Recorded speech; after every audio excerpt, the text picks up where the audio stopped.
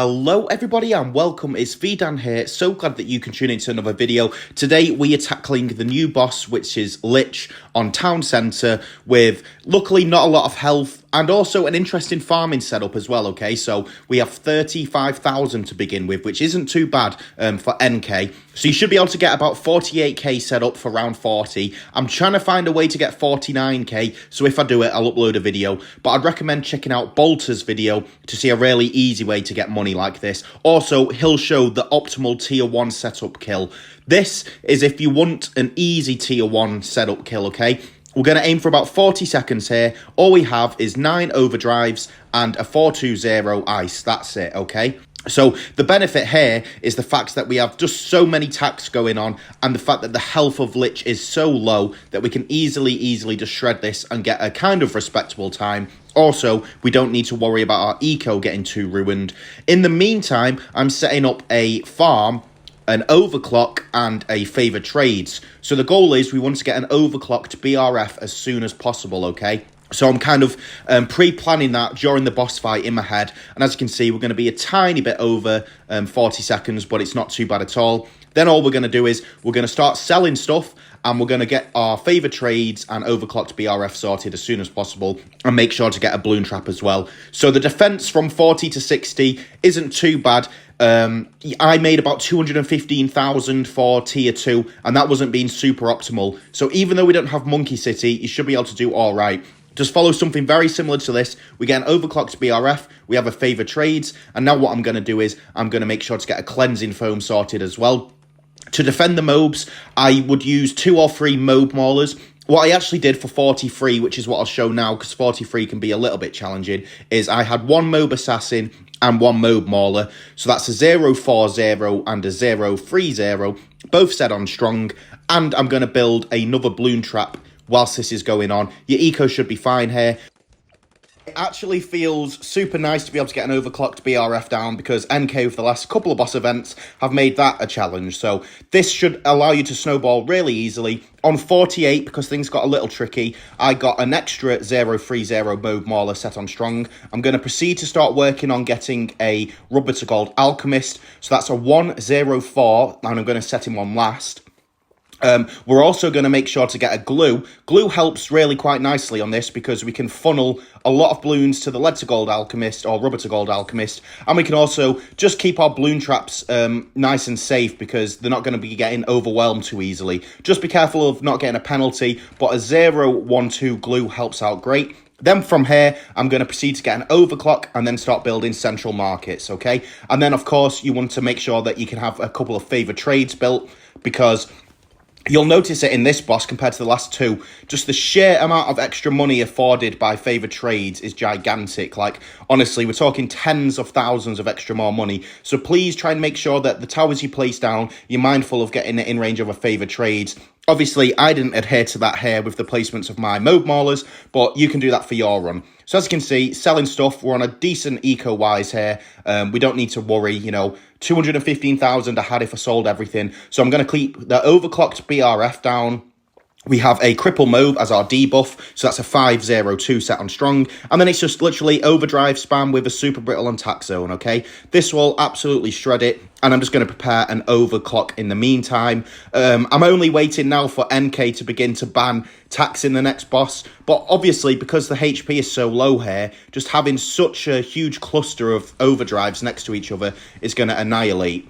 And I should have removed an overclock there, actually. I think that's why something got buffed there. I'm not quite sure. Maybe it was an overclock. So yeah, make sure you don't have, obviously, like alchemists ready. But yeah, the annoying thing with this boss is that there's kind of a diminished in creativity for the strategies for the top spots, because tier 3, 4, and 5, you want Engigon to be super optimal, okay? But I'm going to show you the casual way to still be able to get top 50 without having to Engigon every single tier. So from here, what we're going to do is we're going to start working on our farming for round 80. Okay, so you can see that my run's casual here because the defense is very odd. I have a boomer going down, I've got a wizard, dragon's breath, I have 2 overdrives and a ring of fire, alch buffed, then rubber to gold and glue, and obviously a few overclocks, and one of them at the start to act as a cleansing foam so we can see camo. Then what I did is I made sure to get a helicopter, okay, okay? So on 75, 76, get a Celicopter, which means that you door gunner, so you get the middle path heli, you door gunner a favour trades, and then I built 12 subs, okay? So the eco's absolutely fine here, but if you don't want to push for Engie, do something like this instead. Obviously, as well, for the farming for 60 to 80, you want to work on just making sure you have an overclock central at all times and then BRF spam. Okay, so we go for an absolute tack spam, just like tier 2. I also added a few druids this time. And then what I'm going to do is, as soon as Lych is vulnerable, we use 2 first strikes. Now, the reason that I chose this is because I believe that each little section of health here has 22k health. So as you can see, 2 first strikes will just be a tiny bit off. Instead, we're going to get... we're going to use 2 first strikes, but just have additional damage dealers, basically. That's all. So a really easy setup. And I was aiming for under 2 minutes, but we get like half a second over it. So I was like, okay, this is fine. So if you don't want Engigon, this is not an insta-kill per se, but it's like a sloppy insta-kill where you'll be like 1 or 2 seconds slower than if you used Engie. And also your eco should be fine. So if you look at round 90, we're sorted. I was defending with the top path Engie and the bloon trap Engie, and I also had a bloon solver down, so the glue, top path glue, to help, okay? Then it was, the idea was, let's just try and get a good degree Engie. I just literally wanted to get a good enough degree Engigon so that it can do tier 4 super easily and also do good damage for tier 5. So 35 seemed to be pretty good for that. Obviously, you only need about degree 20 here, and then what you'd want to do is go for like degree 50, I want to say, for tier 5 to get the proper insta-kill. What we're going to do is make sure as well you've built it on like 95 and 96, so you have all 3 turrets placed down. You're going to place 1 turret down, that'll cause one of them to automatically explode, and then it's a case of selling them in the right order and at the right time. So I sold the red one first, because the red one was going to be the first one that I could deploy. You don't want to end up selling one that you have to quickly deploy straight after, if that makes sense, okay? So just get the selling order right, and obviously my timing's nowhere near optimal here, but it should be nice and easy. Just make sure, like I said, you've got the Engigon built on time. If you want, I guess, an Energizer sub could help with that. And also, I've started to build a plane. This works as defense as well, to make sure that you stay on round 100. So I'd recommend to do that, nice and easy. And you don't need glue, but I'm just like, it's so habitual to use it. For tier 5, we're going to keep that Engigon down, which is a great defense. I've got a degree 30 Ninja, degree 31 Boomer, a degree 35 Ace, where we've got the bomb ability ready, so build that on like 117, 118, and make sure that it's aligned correctly so that the bomb ability goes straight down the first track. And then we've got all our turrets set up, and it's just going to be a case of doing what we just did for tier 4, but we can also do something a bit better here. We can be clever with the Ace's bomb ability to try and force out a couple of insta-kills. So as you can see there, I used the Engie turrets and the remaining Boomer and Dart Paragon to help with the first bar.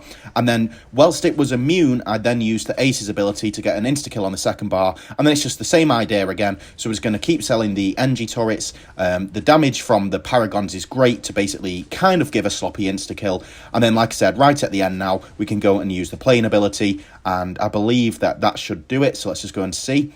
And there we go, okay? So a little bit off time in there, but not too bad. So yeah, this is a super easy way where you're not just reliant purely on the Engie. We've only used him for 1 tier in particular solely, and that was for tier 4. This should be, you know, hopefully a top 50 time. Not the most fun boss, I must say, but something that you can at least practice your engineer Paragon skills with. So hope this has helped, and I'll see you guys very soon.